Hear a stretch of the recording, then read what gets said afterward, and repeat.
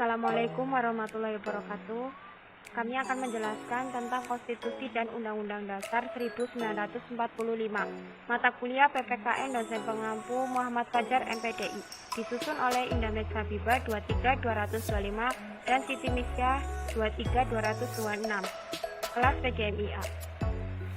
Pengertian konstitusi. Istilah dan pengertian konstitusi menurut Rukmana Amanwinata, istilah konstitusi antara lain perpadanan dengan kata konstitutio, bahasa Inggris konstitutie, bahasa Belanda konstitusional, bahasa Prancis Verfassung, bahasa Jerman konstitutio, bahasa Latin dan hukum dasar Amerika Serikat.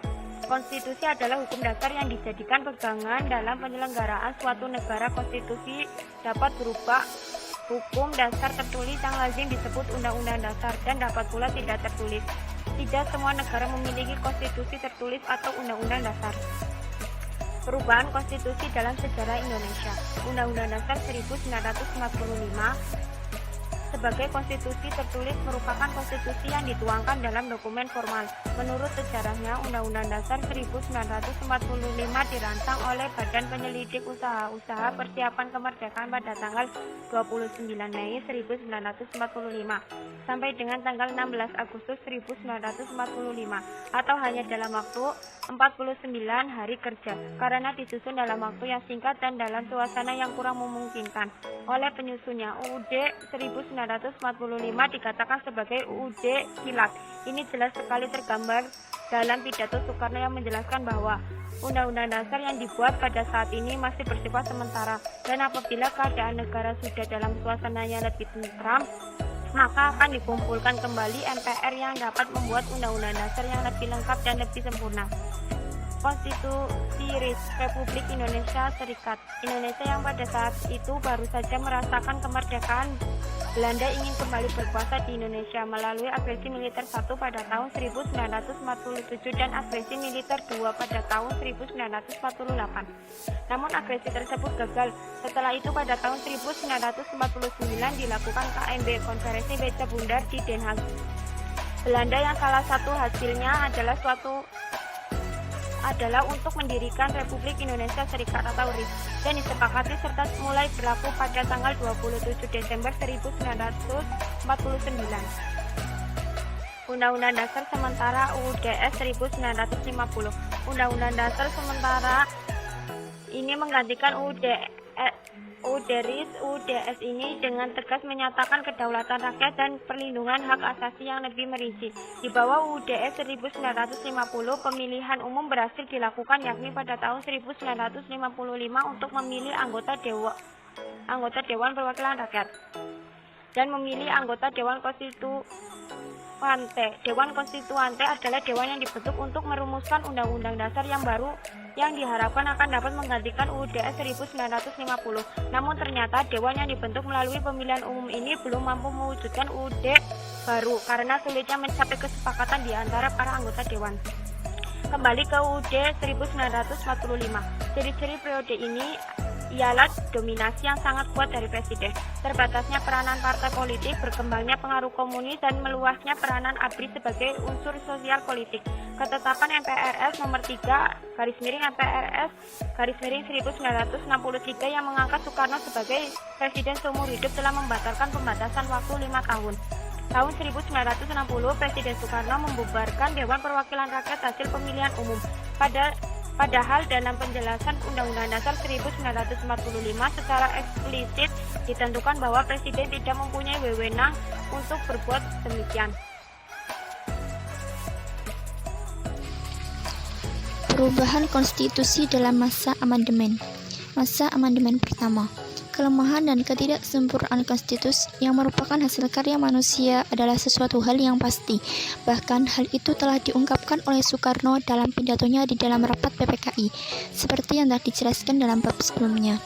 Perlunya perubahan terhadap UUD 1945 sebenarnya adalah gagasan yang telah diungkapkan semenjak zaman Orde Baru. UUD dipandang terlalu sumir, terlalu banyak masalah-masalah yang diserahkan kepada pembuat peraturan yang lebih rendah, serta tidak menjamin secara tegas tentang hak-hak asasi manusia. Untuk itu, wajarlah jika terjadi perubahan dalam konstitusi. Amandemen konstitusi dimaksudkan agar negara Indonesia benar-benar merupakan pemerintahan yang konstitusional. Amandemen kedua. Perubahan kedua dilakukan dalam sidang tahunan MPR tahun 2000 yang meliputi pasal 18, pasal 18A, pasal 18B, pasal 19, pasal 20 ayat 5, pasal 20A, pasal 22A, pasal 22B, bab 9A, pasal 28A, pasal 28B, pasal 28C, pasal 28D, pasal 28E, pasal 28F, pasal 28G, pasal 28H, pasal 28I, pasal 28C, bab 12, pasal 30, bab 15, pasal 36A, pasal 36B, pasal 36C UUD 1945. Perubahan ini terdiri dari 5 bab dan 25 pasal. Inti dari perubahan kedua ini meliputi masalah wilayah negara dan pembagian pemerintahan daerah, menyempurnakan perubahan pertama dalam hal memperkuat kedudukan DPR dan ketentuan-ketentuan yang lebih merinci mengenai HAM.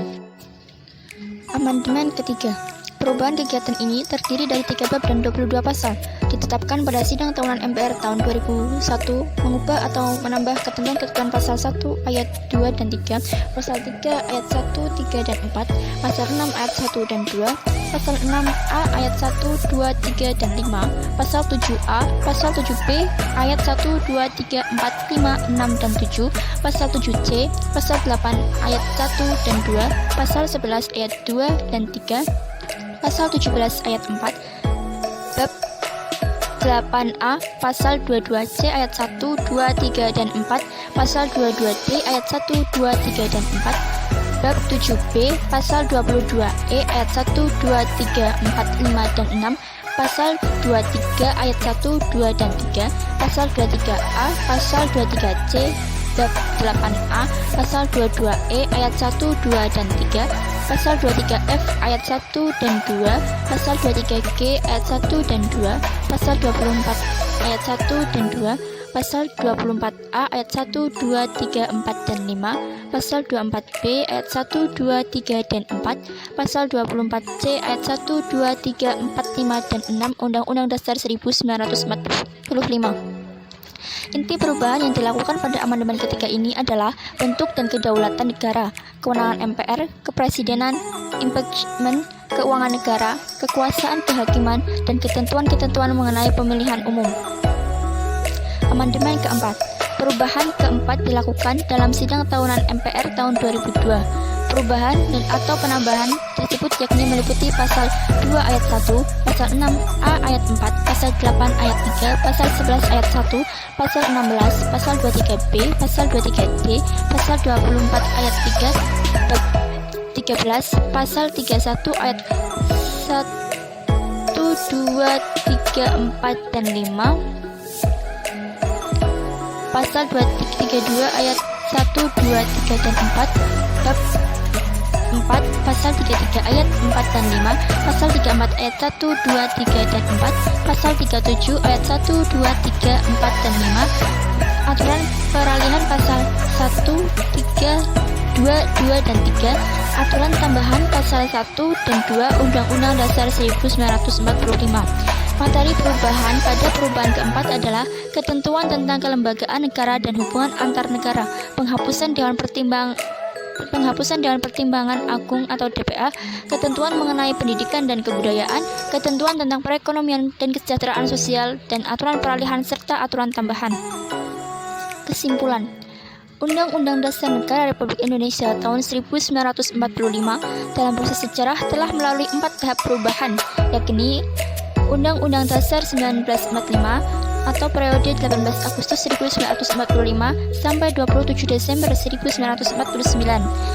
Kemudian Undang-Undang Dasar RIS atau periode 27 Desember 1949 sampai 17 Agustus 1950. Kemudian Undang-Undang Dasar Sementara 1950 atau periode 17 Agustus 1950 sampai 5 Juli 1959. Kemudian kembali ke UUD 1945 atau pada periode 5 Juli 1959 sampai sekarang. Sementara itu, dalam proses perubahan konstitusi pasca kembalinya ke Undang-Undang Dasar 1945, Indonesia telah melakukan setidaknya 4 kali amandemen, yakni amandemen pertama tahun 1999, amandemen kedua tahun 2000, amandemen ketiga tahun 2001, dan amandemen keempat tahun 2000.